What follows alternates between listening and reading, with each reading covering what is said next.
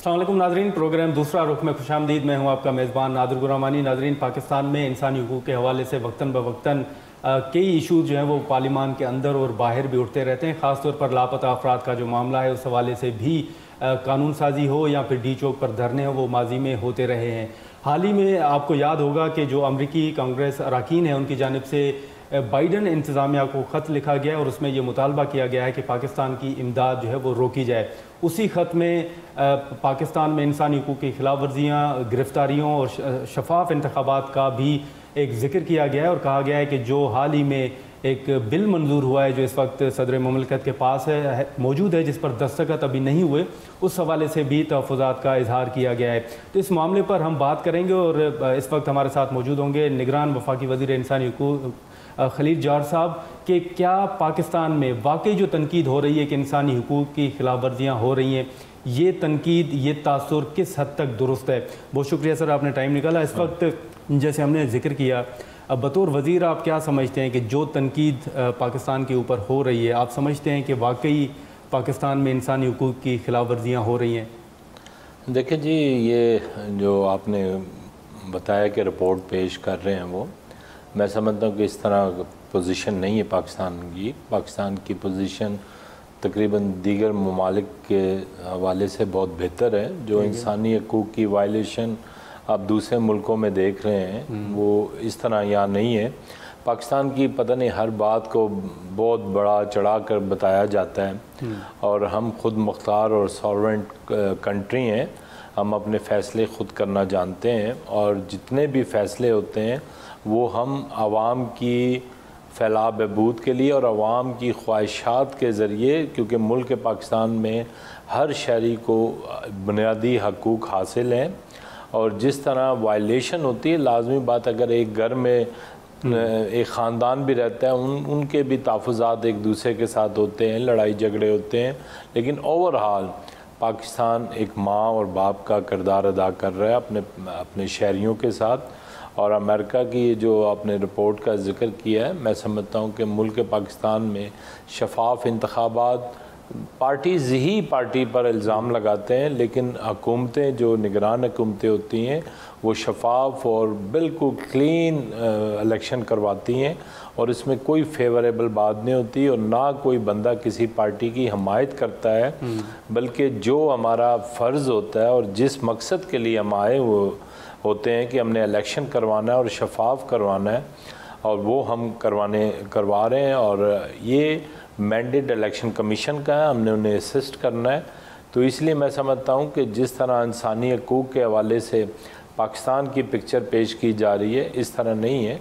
वाक़यात होते हैं, मैंने कहा कि पाकिस्तान में भी होते हैं वाक़यात और उस पर हमारी मिनिस्ट्री फौरी एक्शन लेती है और उसको हल करने में अपना किरदार अदा करती है। तो इस वक्त जिस हुकूमत का आप हिस्सा हैं, उस हुकूमत पर यह भी तो तनकीद हो रही है ना कि आप एक जमात को फेवर दे रहे हैं। कहा जा रहा है कि मुस्लिम लीग नून के लिए माहौल बनाया जा रहा है। बिलावल साहब कह रहे हैं कि हमें लेवल प्लेइंग फील्ड नहीं मिल रही, तो ये तासुर भी तो मौजूद है। देखिए जी, ये उनका अपना नज़रिया हो सकता है, लेकिन हम किसी को लेवल प्लेइंग फील्ड नहीं दे रहे और मैं समझता हूँ कि ये इनका जमहूरी हक़ है। पाकिस्तानी अवाम ये फ़ैसला करेगी उसने किस को लाना है। हमने कोई हाथ से पकड़ के वोट नहीं डलवाने के जी इसको डालें, इसको डालें, इसको डालें। जो आवाम फ़ैसला करेगी वो सामने आ जाएगा और जिसको वो अपना वज़ीर आज़म मुंतखब करेगी वो सब पार्टियों को कबूल होना चाहिए। और मेरा ख़्याल है इल्ज़ाम तराशी और जब तक सबूत ना हो इल्ज़ाम तराशी करना अच्छी बात नहीं है। ये जमहूरी कुव्वतों ने ही इलेक्शन लड़ना है। कभी पीपल्स पार्टी ने आना है, कभी नून ने आना है, कभी तरीके इंसाफ ने आना है। ये इसी तरह इस मुल्क का निज़ाम चल रहा है और आप देखें जितना भी जमहूरी सिस्टम है, एक वक्त में पीपल्स पार्टी थी जो इक़्तिदार में थी, एक वक्त में नून थी, एक तरफ PTI थी। तो ये मेरा ख़्याल है अवाम ने ही फ़ैसला करना है और हमने ये फ़ैसला नहीं करना कि हमने किसको लाना। लेकिन PTI ये तासुर क्यों दे रही है कि आपकी हुकूमत शायद उन पर पाबंदी लगाएगी, इंतखाबात में हिस्सा नहीं लेने देंगे, आप उन्हें इलेक्शन से बाहर रखेंगे? किन को? तहरीक इंसाफ को? देखिए जी, जिन पर केसेस हैं, अगर केस किसी बंदे पर हो तो वैसे भी इलेक्शन नहीं लड़ सकता। ठीक है। जिन पर केसेस हैं वो इलेक्शन नहीं लड़ेंगे, जिन पर केसेस नहीं है इलेक्शन कमीशन उसका फैसला करेगा कि वो एलिजिबल है कि नहीं है। वो अगर एलिजिबल नहीं है तो वो नहीं लड़ेगा इलेक्शन। तो कोई हमारी तरफ से पाबंदी नहीं है, वो एक पाकिस्तान का आइन और कानून जिस चीज़ की परमिशन और इजाज़त देता है उसके ज़रिए वो अपनी नॉमिनेशन करें और इलेक्शन में आए। तो केसेस तो खान साहब के खिलाफ भी चल रहे हैं, 3 साल की कैद की सज़ा भी है।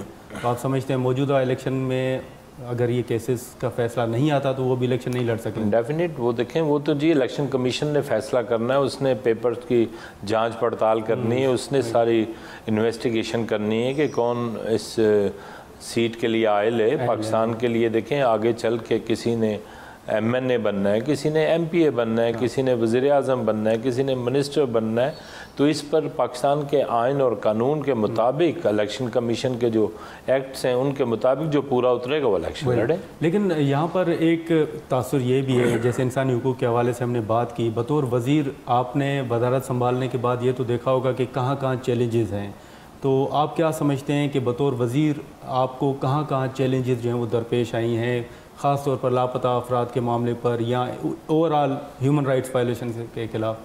देखिए जी, ये जितनी भी थी और लापता अफराद के लिए वज़ीर आज़म ने एक कमेटी इंटीरियर मिनिस्टर और दीगर मिनिस्टर के साथ मिल के प्लान कर रहे हैं ताकि इसको फुली तौर पर इसको देखा जाए कि कहाँ मिसिंग पर्सन कहाँ हैं और कितने हैं और इनकी पोजीशन क्या है। तो इस पर काम चल रहा है। ठीक है। और हम तो बिल्कुल इस चीज़ पर हैं कि अगर कोई मिसिंग पर्सन है तो वो जिस लेवल पर लोग बताते हैं उस लेवल पर नहीं है, और जिस लेवल पर अगर कोई मिसिंग पर्सन है कहाँ है तो उस पर एक कमेटी बन रही है और हमने इसको थारोली देख रहे हैं और डीपली देख रहे हैं कि उस कमेटी का मैंडेट क्या होगा। देखिए जी, वो सारा सर्च करेगी कि कौन से लोग लापता हैं, उनसे वो करेगी और मैंडेट अभी इसके TRs बनेंगे और फिर सामने आएगा। तो आप असल फिगर लाएंगे कि इतने लोग जो हैं वो लापता हैं और इतने लोग हैं जैसे कहा जाता है कि वो मुल्क से बाहर हैं? जी, एक कमेटी के TRs बनने के बाद पता चल जाएगा कि क्या उनका मैंडेट होगा। अच्छा, लेकिन जो हमने अमेरिकी कांग्रेस का जिक्र किया, उन्होंने जो ख़त लिखा है ब्लिंकन को, बाइडन इंतज़ामिया को, उसमें उन्होंने कहा है कि पाकिस्तान में मज़हब को आप अगर साइड पे भी रख दें तो फ्रीडम ऑफ एक्सप्रेशन नहीं है, फ्रीडम ऑफ स्पीच नहीं है, इंसानी हुकूक की खिलाफ वर्जियाँ हो रही हैं, शफाफ इंतखाबात का तो आपने जिक्र कर दिया। तो आप समझते हैं कि वाकई पाकिस्तान में फ्रीडम ऑफ स्पीच नहीं है, एक्सप्रेशन इज़हार आज़ादी की राय वाकई नहीं है पाकिस्तान में? मैं कहता हूँ जी, जितनी आज़ादी पाकिस्तान में उतनी किसी मुल्क में भी नहीं है। अच्छा जी हाँ, आप देख लें हर मज़हब के अकीदे के मानने वालों के लिए आज़ादी है कि वो अपने चर्च में जाए, मंदिर में जाए, मस्जिद में जाए, टेंपल में जाए, वो अपनी आज़ादी से अपनी इबादत करे, जहाँ भी वो चाहता है अपनी फीस्ट मना सकता है, क्रिसमस मनाए, दशहरा मनाए, बैसाखी मनाए, होली मनाए और इसी तरह ईद मनाए। तो किसी जगह कोई नहीं है, लेकिन चंद लोग जो इस तरह की बातों को बड़ा चढ़ा के बताते हैं। मैंने कहा होती है, घर में भी नाइंसाफ़ियाँ होती हैं, मगर इस तरह पाकिस्तान की, जिस तरह पाकिस्तान के चेहरे को बताया जाता है, इससे बिल्कुल ऑपोजिट है। लेकिन पाकिस्तान में आप देखें अक़लियतों के ख़िलाफ़ कार्रवाइयाँ भी हो रही हैं, चर्चेज़ देख लें, मंदिर देख लें, कराची में आप देख लें, ये वाक़यात भी तो पेश आ रहे हैं। देखें जी, ये जो वाक़यात पेश आ रहे हैं उस पर हम एक्शन लेते हैं। ठीक है। जैसे जड़ावाला का वाक़या हुआ, इससे पहले वाक़यात हुए, हम इस चीज़ को अच्छा तो नहीं समझते कि मिनॉरिटीज़ के साथ ये हो या मेजॉरिटी के साथ ये हो या सॉफ्ट टारगेट लोगों के साथ ये हो। हुकूमत इस पर वेल अवेयर है और हम उनको पाकिस्तान के कानून के मुताबिक सज़ा देंगे। और जहाँ कहीं देखें वाक़यात होते हैं, आज से पहले 83 से पहले हम लोग अपना आपस में इतने प्यार मोहब्बत से रहते थे कि कहीं भी कोई वाक़यात नहीं होते थे। 83 के बाद पाकिस्तान की सूरत हाल थोड़ी सी बदली है। आपके सामने ही है कि काफ़ी चीज़ें बदल के सामने आए, जिसकी वजह से टेररिज्म बढ़ा, नफ़रतें बढ़ी, अनटॉलरेंस बढ़ा। और इन चीज़ों को मैं समझता हूँ कि जब तक हम अनटॉलरेंस अगर इसको हमने काबू ना किया तो ये हमारे लिए आने वाले वक्तों में एक चैलेंजेस में इजाफा कर सकता है। लेकिन ओवरऑल मैं समझता हूँ कि इस टाइम ये वाक़यात होते हैं, ये लेकिन चंद लोग वाक़यात करते हैं। और हमेशा पाकिस्तान की रियासत ने, पाकिस्तान की हुकूमत ने, पाकिस्तान की आर्मी ने, जुडिशरी ने, तमाम रिस्पॉन्सिबल अदारों ने ऐसे वाक़यात की पुरज़ोर मज़म्मत की है। और यही उनका मुतालबा होता है कि हम उनको अंडर ट्रायल जितने भी लोग हैं जो ऐसे वाक़यात में मतलूब होते हैं, उनको अरेस्ट किया जाए। और पाकिस्तान के जो खूबसूरत चेहरे को बदनुमा चेहरा बनाना चाहते हैं, उनको पाकिस्तान के कानून के मुताबिक सज़ा नहीं। तो ये जो कहा जाता है कि जो इस तरह के वाक़यात पेश आ रहे हैं उसमें कोई बैरूनी अंसर भी मौजूद है, या किसी की जो हमारे ममालिक हैं करीब के, उनकी कोई शरारत है, बतौर वज़ीर आप समझते हैं कि वाकई बैरूनी अंसर मौजूद है? देखिए जी, जब भी कोई इंडिया में बहुत बड़ा वाक़या होता है तो उसके बाद पाकिस्तान में भी हो जाता है, उससे पहले कुछ नहीं होता है। जैसे मणिपुर में मतलब क्रिश्चियन बच्चियों के साथ बहुत ज़्यादा उनके मतलब ह्यूमन राइट्स की वायलेशन की गई, उसके बाद यहाँ जड़ावाला हो गया। तो दुश्मन तो हमेशा ताक लगाए बैठा रहता है, और दुश्मन इस चांस में होता है कि कब हम पाकिस्तान के लोगों को लड़ाएं, कब हम पाकिस्तान को बदनाम करें, कब हम पाकिस्तान की इकॉनमी को तबाह करें। तो ये चैलेंजेस तो एक मुल्क को है, हमारा मुल्क इस टाइम चारों तरफ से बॉर्डर्स में घेरा हुआ है, एक तरफ इंडिया की इन्वॉल्वमेंट है। मैं ये श्योर नहीं हूँ, कंफर्म नहीं हूँ, लेकिन वो तो लगा हुआ अपना काम करने के लिए। लेकिन इन चीज़ों को हमने समझना है, ठीक है, हमने अपने मुल्क की बेहतरी के लिए काम करना है। हमने उनके मंसूबों को, नापाक जो मंसूबे हैं जो पाकिस्तान के लिए, उसके लिए हमने हर वक्त जागते रहना है ताकि दुश्मन कोई ऐसी कार्रवाई ना करे जिससे मुल्क बदनाम हो, जिससे इस खूबसूरत परचम पर कोई दबा लगे। नाज़रीन, यहाँ पर एक शॉर्ट ब्रेक लेंगे और ब्रेक के बाद हम यहीं से गुफ्तगू शुरू करेंगे।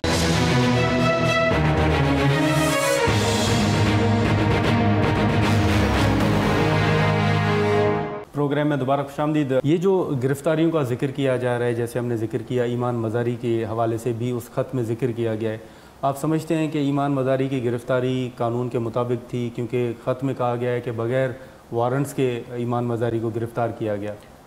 देखिए जी, ये तो पुलिस का मैटर है और पुलिस ही बेहतर समझ सकती है, और पुलिस कभी भी ऐसे नहीं जा सकती क्योंकि उनकी भी हद है, उनके ऊपर अदालत है, अदालत उनसे हर चीज़ की पूछ गिछ करती है कि आप कैसे हुए। तो मेरा ख्याल है कि पुलिस के पास कोई ना कोई ज़रूर ऐसी चीज़ होगी जिसकी वजह से उसने वहाँ उनके पास गए हैं और उनको गिरफ़्तार किया है।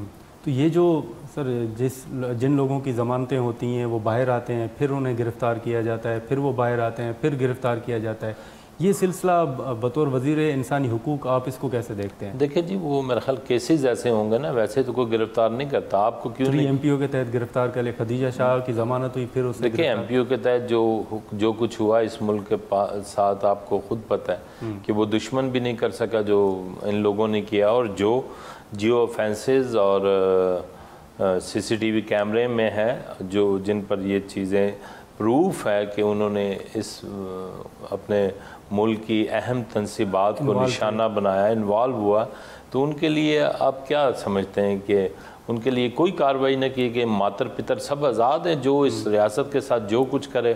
क्या हमारे बड़ों ने इसलिए तो कुर्बानियाँ नहीं दी थी, इसीलिए तो हमारी माओ बहनों ने अपनी इज्जतें नहीं लुटाई थी कि हम मुल्क पाकिस्तान ले लें और मातर पितर आज़ाद हो जाए और जहाँ जिस मर्जी जगह पर जाके हम चढ़ाई कर दें और अपनी मन मर्जी तो ये जो मिलिट्री ट्रायल के मामले पर आप पर तनकीद हो रही है, आप समझते हैं कि सिविलियंस का मिलिट्री ट्रायल होना चाहिए?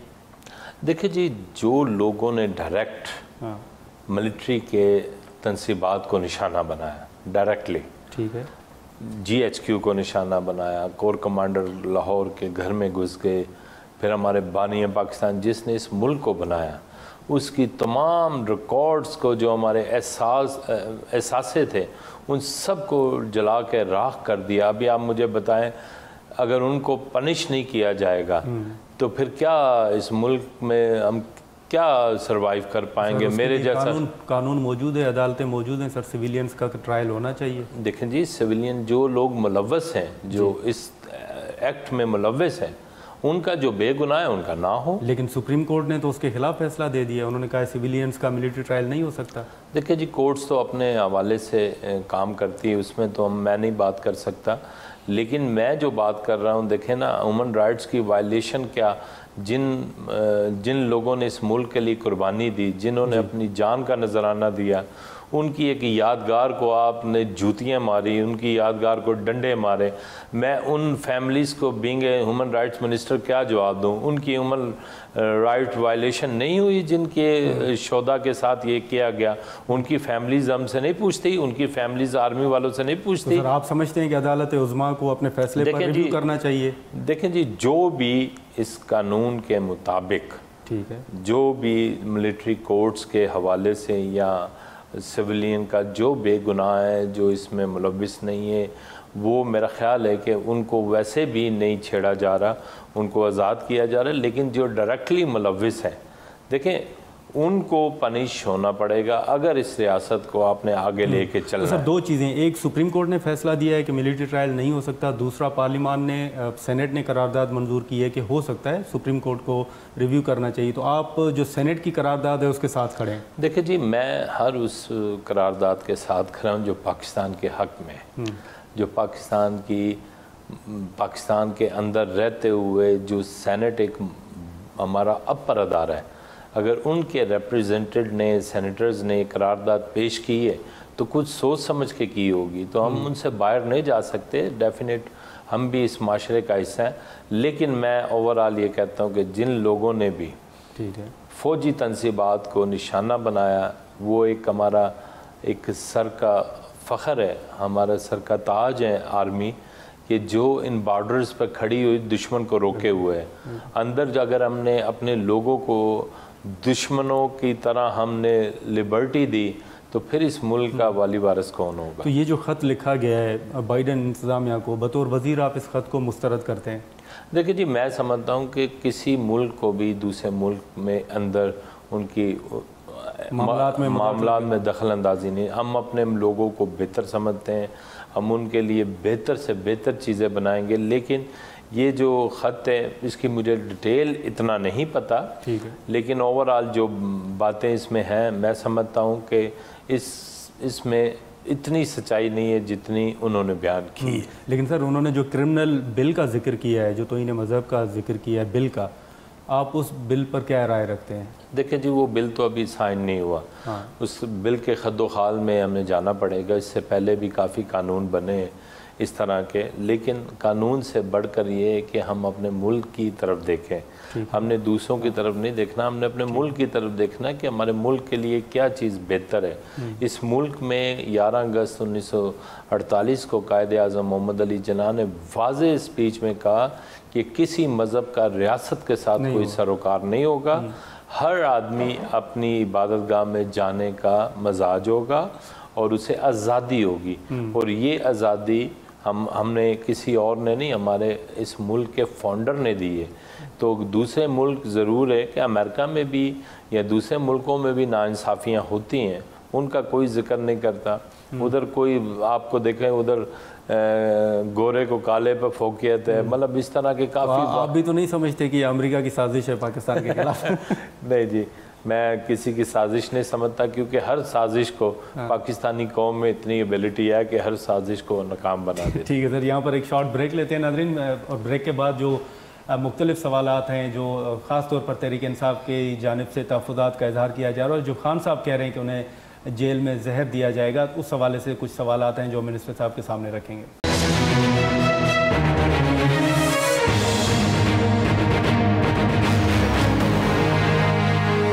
प्रोग्राम में दोबारा खुशामदीद। खलील साहब, इस वक्त जैसे हमने जिक्र किया कि एक पार्टी के सरबराह जो हैं वो जेल में हैं, अडियाला में हैं, और वो कह रहे हैं कि उन्हें शायद जेल में जहर दिया जाएगा। बतौर वज़ीर इंसानी हुकूक आप ये इस इल्ज़ाम को कितना सीरियस लेते हैं? देखिए जी, मैं समझता हूँ कि यही लोग जब जेल से बाहर थे तो ये कहते थे घबराना नहीं। ठीक है, बड़ी बड़ी जेल पॉलिटिकल लोगों ने काटी है, बड़े बड़े जुल्म व सितम सहे गए पॉलिटिकल लोगों के। मैं कहता हूँ पॉलिटिकल लोगों का दिल बहुत बड़ा होना चाहिए। मियाँ मोहम्मद नवाज शरीफ ने भी जेल काटी, अब तक ट्रायल का सामना कर रहे हैं। जुल्फ़िकार अली भुट्टो, बेनज़ीर, तकरीबन ऑलमोस्ट सब ने। तो मेरा ख्याल है कि अभी ये जो बात कर रहे हैं कि मुझे जहर दे दिया जाएगा, ऐसी कोई बात नहीं है। हाँ जी, ऐसी कोई बात नहीं है। हाँ, अगर खुदा की तरफ से किसी का बुलावा आता है तो उसको कोई नहीं रोक सकता, लेकिन कोई किसी को ना जहर दे रहा है, वो अपनी जगह कायम व दायम है और अंडर ट्रायल केसेस हैं, केसेस हो रहे हैं और उनकी ख्वाहिशात के मुताबिक जो हमें अदालत ने हुक्म दिया कि इमरान खान साहब को ये चीज़ें प्रोवाइड करें, वो प्रोवाइड हो रही हैं। और ऐसा कोई अंसर रियासत के अंदर नहीं होता, वो एक प्रिजनल पॉलिटिकल प्रिजनल है और वो कोई ऐसा नहीं है कि जो ये बातें खुद वो कह रहा है। और मैं कहता हूँ उनको चाहिए कि हौसला रखें और जो कुछ आपने बोया है वो काटना ही है। इंसान अगर जो कुछ बोता है वो काटता है। तो जो इस मुल्क के लिए आपने बोया है, जो नौजवानों की ग्रूमिंग की है, जो नौजवानों को मिसगाइड किया है और जिस तरह नौजवान मिसगाइड होकर इस मुल्क के दुश्मन बने, तो रियासत के अंदर रियासत का वजूद नहीं हो सकता। और मैं समझता हूँ कि इमरान खान ने भी इसी मुल्क का प्राइम मिनिस्टर बनना है, इसी मुल्क में वो प्राइम मिनिस्टर बने हैं, इसी मुल्क में दूसरों ने भी सियासत करनी, कहीं दूसरे मुल्क जाकर नहीं करनी। तो ऐसी बातें अपनी रियासत को बदनाम करने की कोशिश होती है। मैं समझता हूँ ऐसी कोई बात नहीं है। जिस तरह दूसरे कैदियों के साथ सलूक हो रहा है, जिस तरह दूसरे प्रिजनर्स के साथ सलूक हो रहा है, इनके साथ भी वही सलूक हो रहा है, बल्कि इनको थोड़ा सा अजाफी अदालत के कहने पर चीज़ें प्रोवाइड की गई। तो साबिक वज़ीर आज़म है। जी हाँ, बिल्कुल, इसीलिए उनको दी जा रही है ना। अच्छा, तो बतौर वज़ीर एक सादा सा सवाल है, आप पाकिस्तान में देख रहे हैं कि इंसानी हुकूक की खिलाफ वर्जियाँ हो रही हैं सियासी तौर पर या उससे हटके, या आप समझते हैं कि कोई खिलाफ वर्जी नहीं हो रही? देखिए जी, मैं बिल्कुल तो नहीं कह सकता, लेकिन होती हैं, हम उन पर एक्शन लेते हैं और जो भी वाक़यात होते हैं ज़रूर उस पर एक्शन लिया जाता है। देखिए, सारे लोग किसी मुल्क में भी ये हकूक़ की, इंसानी हकूक़ की वायलेशन अमेरिका में भी होती है, कनाडा में भी होती है और दीगर ममालिक में भी होती है। ये नहीं कि सारे मुल्क क्लीन एंड शफाफ है कि कोई उधर ह्यूमन राइट्स की वायलेशन नहीं होती। इंसान है, बसते हैं, मुख्तलिफ मज़ाहिब के लोग हैं, मुख्तलिफ ज़हनों के लोग हैं, मुख्तलिफ अक़ीदों के लोग हैं, तो कहीं हो जाती है। लेकिन मैं समझता हूँ कि उस तरह रियासत किसी भी इंसानी हकूक़ के जो वायलेशन होती है उसमें कभी रियासत का इंटरफेरेंस नहीं हुई। जैसे इंडिया में रियासत इन्वॉल्व होती है कि अक़लियतों पर जुल्म करो, अक़लियतों को मारो, अक़लियतों के इबादतगाहों को जलाएं, मतलब जो भी होता है उधर कुछ तंजीमें ऐसी बनी हुई हैं जो ह्यूमन राइट्स की वायलेशन करती है। लेकिन खुदा का शुक्र है यहाँ उस तरह की पोजीशन नहीं है। हैं वाक़यात होते हैं, मैं मानता हूँ, मैं बिल्कुल इसको ये नहीं कह सकता कि बिल्कुल नहीं होते। लेकिन ये जो फिर अमेरिका एक मुतालबा कर रहा है कि आप इमरान खान की जो केस की प्रोसीडिंग्स हैं वो भी देखें, खदीजा शाह को भी देखें, दीगर जो केसेस हैं, आप समझते हैं कि उनको एक्सेस मिलनी चाहिए कि वो ये केसेस देखें? देखिए जी, केसेस का तो फैसला अदालत ने करना है, आपको स्पेस अदालत ने देनी है, इस चीज़ का फैसला अदालत करेगी, कोई हमारी मिनिस्ट्री नहीं कर सकती। नहीं, बतौर वज़ीर इंसानी हुकूक आप समझते हैं उनको इजाज़त मिलनी चाहिए? देखिए, अगर उनके हकूक़ की वायलेशन कहीं हो रही है, वो समझते हैं, तो वो अदालत को दे दे एप्लीकेशन, ठीक है, कि जी हमें इन चीज़ों से वो है, तो वो अदालत उस पर देख लेगी। बाकी ह्यूमन राइट्स तो जहाँ देखें, राइट्स की तो बहुत बड़ी मतलब ऐसी होती है, तशरीह होती है। अगर तमाम ये इतना बड़ा डिपार्टमेंट है कि इसमें हर डिपार्टमेंट इस समुंदर में गुम हो जाता है। आप पे बोझ ज़्यादा है?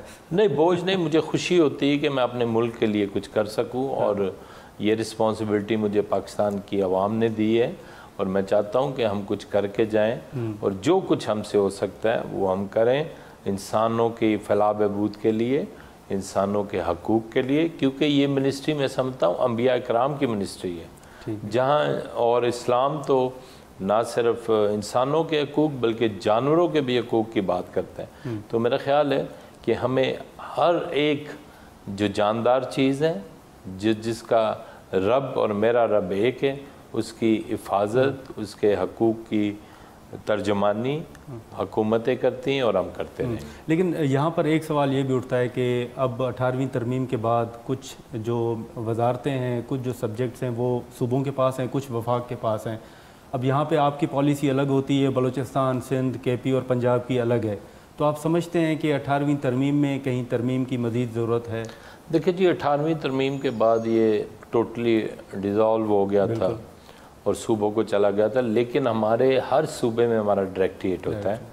हम उनसे अपनी रिपोर्ट्स लेते हैं, क्योंकि दुनिया के जितने भी रिस्पॉन्सिबल अदारे हैं, यूएनओ और जनेवा, जहाँ भी कहीं रिपोर्ट्स होती हैं वो हमसे पूछा जाता है, फिर हम कंपाइल करते हैं।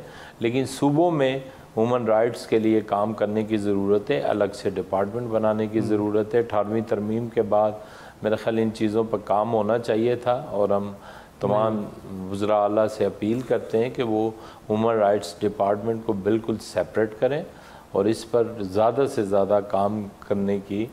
तो ये जो अभी तरमीम की सर बात हो रही है, 18वीं तरमीम में मज़ीद अमेंड करने की, आप समझते हैं कि ज़रूरत है? देखें, कुछ चीज़ें तो वक्त के साथ साथ हर चीज़ में ज़रूरत होती है। कभी बच्चे को दूध पिलाया जाता है, कभी बच्चे को खाना खिलाया जाता है, तो वक्त के साथ साथ हर चीज़ में तरमीम होना ज़रूरी है, और इतने एक्ट्स हुए हैं तो इसकी भी जो तरमीम हुकूमत, आने वाली हुकूमतें बेहतर समझेंगी, जहाँ कहीं इसमें गैप है उसको फिलअप करने की मेरा ख्याल कोई कबाहत नहीं है। डे बाय डे मुल्क की बेहतरी के लिए दिन ब दिन ग्लोबल जो इस टाइम सिस्टम बदल रहा है उसके मुताबिक कुछ चीज़ें रिव्यू कर लें तो कोई बड़ी बात नहीं है। सर, अभी अगर आप देखें तो सिंध में जो मज़हब, जिब्री मज़हब की तब्दीली के वाक़यात हैं, ख़ास तौर पर सिंध को ज़्यादा कहा जाता है कि वहाँ पर ये केसेस पेश आ रहे हैं। आप समझते हैं कि वाकई सिंध ही में ये केसेस जो हैं वो रूनुमा हो रहे हैं, या बाकी दीगर सूबों में भी हैं, और इसको रोकने के लिए फिर आप क्या कर रहे हैं? देखिए जी, अभी एक सेनेट में बिल हुआ, पहले 16 और 18 साल की शादी का था। हाँ। उम्र का सिंध में 18 है, बाकियों में 16 है। जी हाँ, वो अभी हमने कर दिया 18 ही कर दिया कि हर जगह 18 हो, और मेल और फीमेल दोनों के लिए 18 कर दिए। वो बिल पास हो चुका है, कमेटी के बाद वो हो जाएगा। दूसरी जो बात आपने की है फोर्स कन्वर्जन की, लाजमी बात है ये जो जागीरदार, सरमाएदार और दीगर वो भी वाक़यात होते हैं, इसमें कोई शक नहीं, उस पर हमने काफ़ी काम किया है, लेकिन अभी उस वाक़यात में बड़ा रोकथाम हुआ है। अच्छा। पहले की तरह नहीं था, मगर अभी काफ़ी रोकथाम हुआ है, लेकिन अभी मज़ीद गुंजाइश है काम करने की। आपको पता है कि आबादी इतनी बढ़ रही है, आबादी के साथ मसाइल भी बढ़ते हैं, मसाइल के बाद रिसोर्सेज की भी ज़रूरत होती है। तो हमें काफ़ी रिसोर्सेज की ज़रूरत है, मुखय्यर हज़रात और जो उधर की तंजीमें हैं, ह्यूमन राइट्स तंजीमें बनाई जाएँ, गांव-गांव, करिया बनाए जाएँ, ताकि लोग मसाक सेंटर जो एक हमने पंजाब में इंट्रोड्यूस करवाया है वो बहुत अच्छा है, इस तरह बाकी सूबों में भी हो जाए, ताकि लोग आपस में एक दूसरे को समझें, और एक दूसरे को जब समझेंगे, एक दूसरे के मज़ाहिब के करीब आएंगे, तो बहुत सारे मसले तो यहाँ ही हल हो जाएंगे। और मैं समझता हूँ कि सिंध में, क्योंकि इंटीरियर सिंध में एजुकेशन और दूसरे सूबों में जो इंटीरियर इलाके हैं उनमें एजुकेशन की काफ़ी कमी है, जिसकी वजह से लोग गुर्बत में हैं, लोग ऐसे वाक़यात में फंस जाते हैं। लेकिन मैं उनसे भी कहूँगा कि जो लोग जिनके पास जो ऐसे काम करते हैं, पुलिस अपना अहम किरदार अदा कर सकती है, मीडिया अपना अहम किरदार अदा कर सकती है, और जो भी केसेस रिपोर्ट होते हैं इस हवाले से हम उन पर एक्शन लेते हैं, और हम इस पर फुली तौर पर उनको चाहते हैं कि वो ऐसे कामों के लिए अगर वो गुनाहगार हैं, वो इसमें मुलव्वस पाए जाएं, तो उनको पनिश भी किया जाए। नाज़रीन, यहाँ पर एक शॉर्ट ब्रेक लेंगे और ब्रेक के बाद हम यहीं से गुफ्तगू शुरू करेंगे।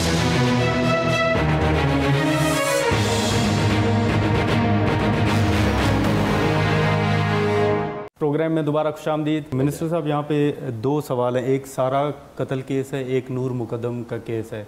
अब नूर मुकद्दम के केस में कहा जा रहा है कि शायद ज़ाहिर जाफ़र को जो है वो अमेरिका शिफ्ट किया जाए और अमेरिकी का की जानिब से रब्ता भी किया गया, कोई वकील की एक्सेस भी उन्हें दी गई है। आप समझते हैं कि अगर उन्हें पाकिस्तान से शिफ्ट किया जाएगा तो आप उसमें कोई मुदाखलत करेंगे, आप कोई पिटीशन दायर करेंगे?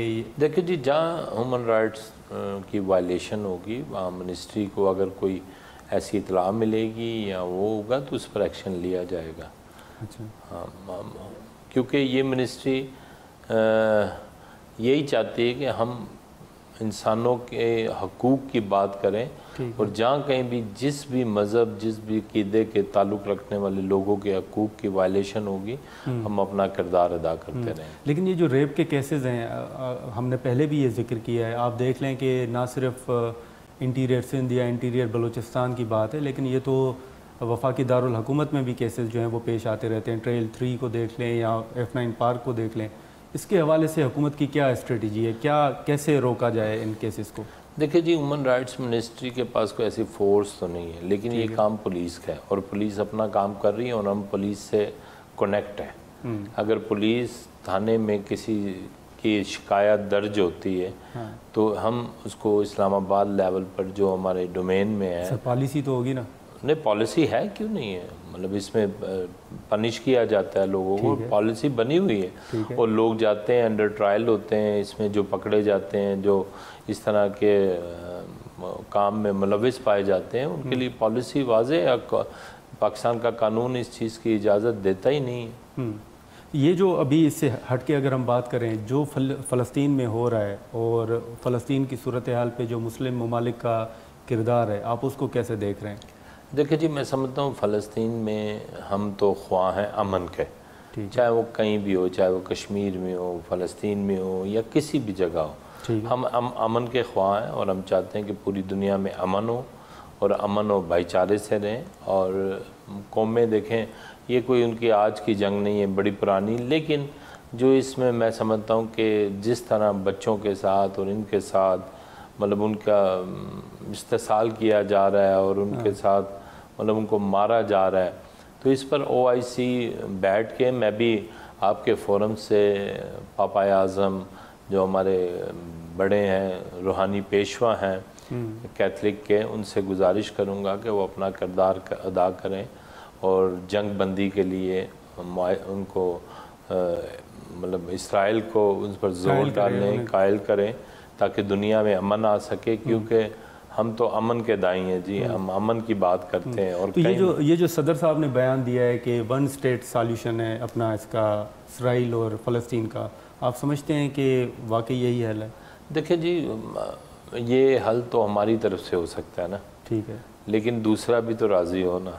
नहीं, आप 1 स्टेट सॉल्यूशन देखिए, मैं समझता हूँ कि जो स्टेट की जो पॉलिसी है, वो जो भी पॉलिसी वो बनाना चाहते हैं और जो भी उनके हमारे सदर पाकिस्तान ने जो बात की है, उन्होंने अपने कॉन्टेक्स्ट में की या गवर्नमेंट की नुमाइंदगी करते हुए की या सदर पाकिस्तान, तो उसमें बेहतर हमारे वज़ीर आज़म साहब और सदर साहब और दीगर वो बैठ के अपनी पॉलिसी बनाएंगे कि क्या होना चाहिए। आप सदर के बयान के साथ खड़े हैं? मैं तो ये कहता हूँ कि अगर जो हुकूमती सतह पर हो, अगर वो सदर ने अपनी ज़ाती कैपेसिटी में बोला है, मुझे पता नहीं है, या स्टेट की वो है, तो जब प्राइम मिनिस्टर सदर पाकिस्तान सब मिलकर एक पॉलिसी देंगे तो मैं उसके साथ खड़ा हूँ। सर, एक आखिरी सवाल, जैसे आपने शुरू में जिक्र किया कि लापता अफराद के मामले पर कमेटी बन रही है, आप पुरुम्मीद हैं कि लापता अफराद का मामला पाकिस्तान में हल हो जाएगा? क्योंकि अभी हाई कोर्ट ने वज़ीर आज़म को भी तलब किया है कि अगर लापता अफराद को आप पेश नहीं करेंगे तो वज़ीर आज़म पेश हो। आप समझते हैं कि ये कमेटी ये मामला हल कर सकेगी? देखिए जी, हर कमेटी जो भी बनती है वो अपनी कोशिश, अपनी एफ़र्ट पूरी करती है, क्योंकि लाजमी बात है, ये पाकिस्तान के कानून के मुताबिक जो भी शख्स या रियासत की ज़िम्मेदारी होती है और रियासत इससे वेल अवेयर है। और जो वज़ीर आज़म ने इस पर कमेटी पर अपना नेगोशिएशन की है और सुप्रीम कोर्ट की उसके मुताबिक की है, तो मेरा ख्याल लेट्स सी कि कमेटी देखते हैं अपना काम क्या करती है और मुझे कमेटी पर पूरा इत्मीनान है कि वो अपना काम करेगी। तो सर, ये लापता अफराद कमीशन क्या कर रहा है आपकी नज़र में? कौन सा वाला कमीशन? ये जावेद इकबाल साहब वाला? देखिए जी, वो भी कर रहे होंगे कुछ ना कुछ, क्यों नहीं, जब एक कमेटी बनती है, एक कमीशन बनता है तो इस पर लोग काम करते हैं, लेकिन एक ये थोड़ा सा कॉम्प्लिकेटेड मामला है, ठीक है, लेकिन उनका राइट है, इस पर काम हो रहा है और मेरा ख्याल है कि जल्द इस कमेटी अपनी रिपोर्ट पेश करेगी तो आपके सामने आ जाएगी। कमीशन की कारकर्दगी से आप मुतमईन हैं? देखिए जी, मैं इतना कमीशन को तो नहीं जानता, लेकिन मैं समझता हूँ कि अगर कमीशन बना है तो उसको काम करना वो तो काफ़ी सालों से बना हुआ है। वही मैं कह रहा हूँ, उसको काम करना चाहिए। अगर उस कमीशन की कोई कारकर्दगी है तो ज़रूर वो बताएं। चलिए, बहुत शुक्रिया सर, आपने टाइम निकाला। नाज़रीन, वज़ीर इंसानी हुकूक़ की गुफ्तगू आपने सुनी और ख़ास तौर पर जो अमरीकी अरकान कांग्रेस हैं उनकी जानिब से जो ख़त लिखा गया था उस हवाले से भी हमने बात की। अब लापता अफराद के मामले पर उन्होंने कहा है कि वज़ीर आज़म की जानिब से एक कमेटी बनाई गई है, उसके TORs क्या होंगे, मैंडेट क्या होगा, उसका बाद में जो है वो फ़ैसला सामने आ जाएगा। आज के प्रोग्राम में इतना ही, इजाज़त दीजिए, अल्लाह हाफ़िज़।